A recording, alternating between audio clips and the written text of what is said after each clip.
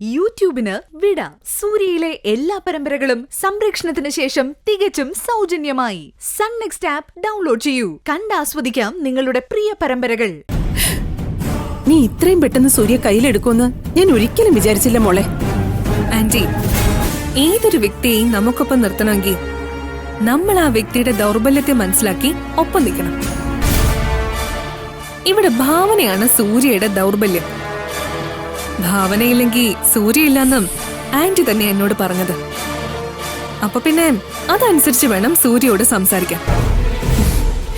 എന്തായാലും നീ നിന്റെ ഭാഗം ഗംഭീരാക്കി മോളെ. അതിന് നിന്നെ എനിക്ക് അംഗീകരിച്ചല്ലേ പറ്റൂ.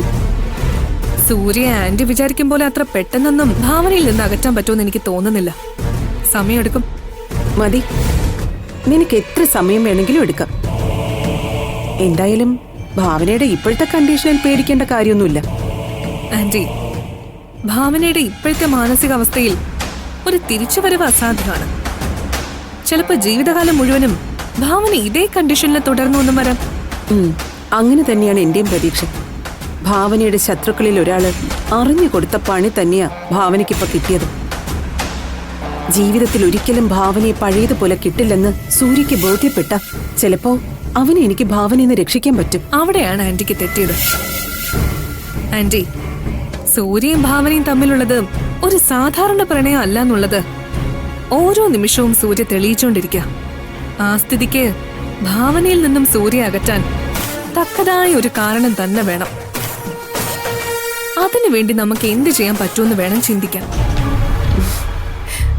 മോള് തന്നെ നല്ലൊരു ഐഡിയ കണ്ടെത്ത്. നോക്കട്ടെ നിന്റെ ബുദ്ധി എങ്ങനെയുണ്ടെന്ന്. ഞാൻ ഉറപ്പായിട്ടും ശ്രമിക്കാം ആന്റി. ഇത് എന്റെയും കൂടെ ആവശ്യമാണല്ലോ. അങ്ങനെ ചിന്തിക്ക്. എന്നാലേ നിനക്ക് ഒരു ഉത്തരവാദിത്വം ഉണ്ടാവും. ആ മോളെ, സൂക്ഷിക്കണം. സംശയം വന്ന സ്ഥിതിക്ക് ഉറപ്പായിട്ടും അച്ഛനും മോനും തമ്മിൽ ചർച്ച നടന്നിട്ടുണ്ടാവും. അവരിനി എന്നെ കുറിച്ച് എന്ത് സംസാരിച്ചാലും അതൊക്കെ ഞാൻ തന്നെ മാറ്റി പറയിപ്പിക്കും ആന്റി. അങ്ങനെ ഒരു കഴിവ് ദൈവം എനിക്ക് തന്നിട്ടുണ്ട്.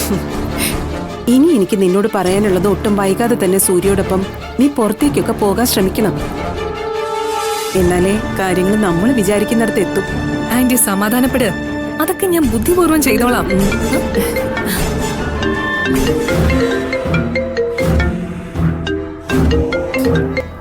ആരാ ആന്റി?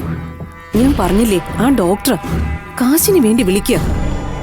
ഇനി തൽക്കാലം ഞാൻ കാശ് കൊടുക്കില്ല. മോള് ചെല്ല്, ഞാൻ വരാം.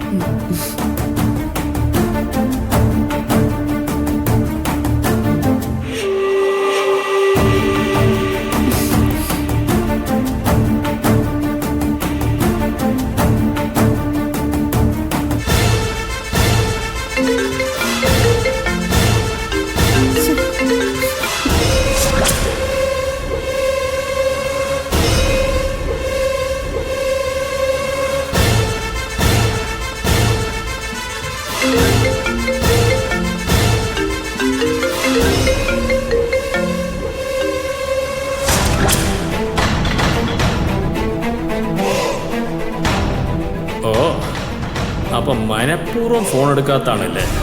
എന്നാ ശരി, ശ്രീറാം ആരാണെന്ന് ഞാൻ കാണിച്ചുതരാം.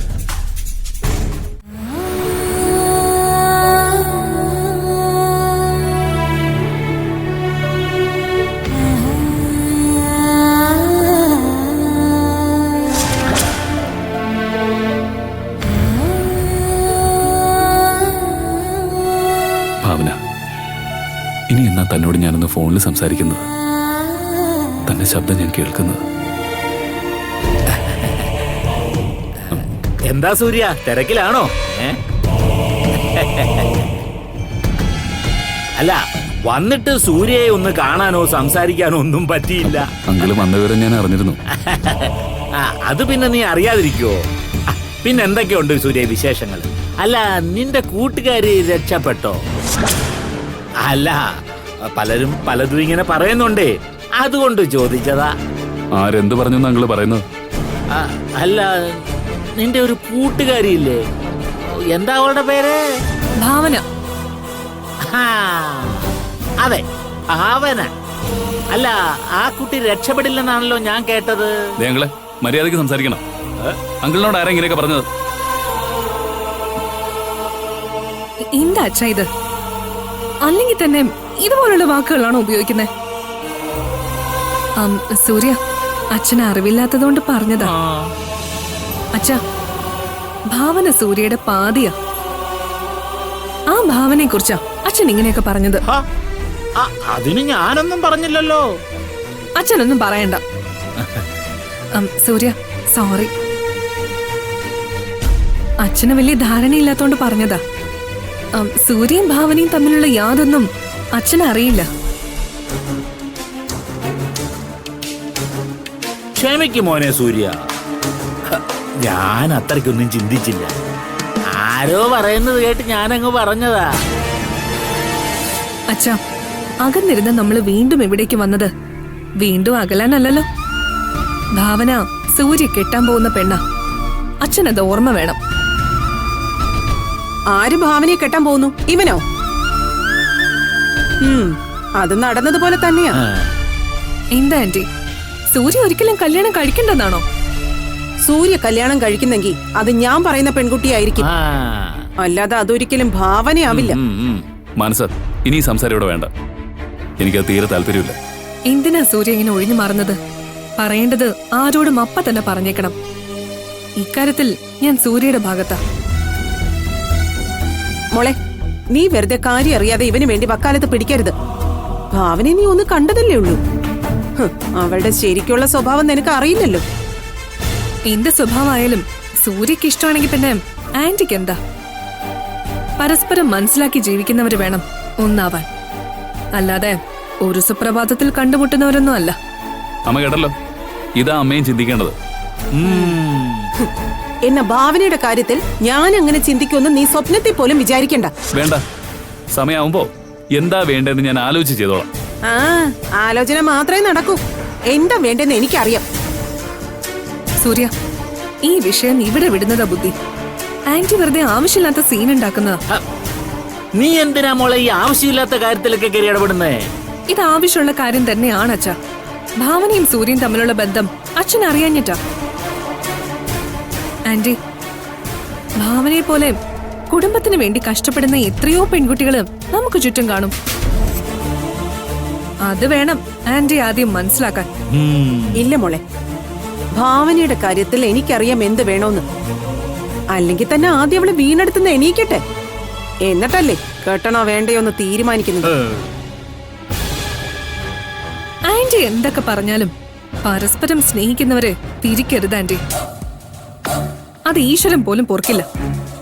സൂര്യ, ആന്റി ഇതൊക്കെ പറയും. ഭാവനയ്ക്കിപ്പോ സൂര്യ മാത്രമേ ആശ്വാസമായിട്ടുള്ളൂ, അത് മറക്കരുത്. അതെന്താ, അവളുടെ വീട്ടുകാരെല്ലാം ചത്തോ? അമ്മേ, എന്താടാ അവളുടെ വീട്ടുകാരെ പറഞ്ഞപ്പോഴേക്കും നിനക്ക് നൊന്തോ? ഇതിനുള്ള മറുപടി ഞാൻ ഇപ്പൊ പറയുന്നില്ല അമ്മേ, പറഞ്ഞാൽ ശരിയാവില്ല.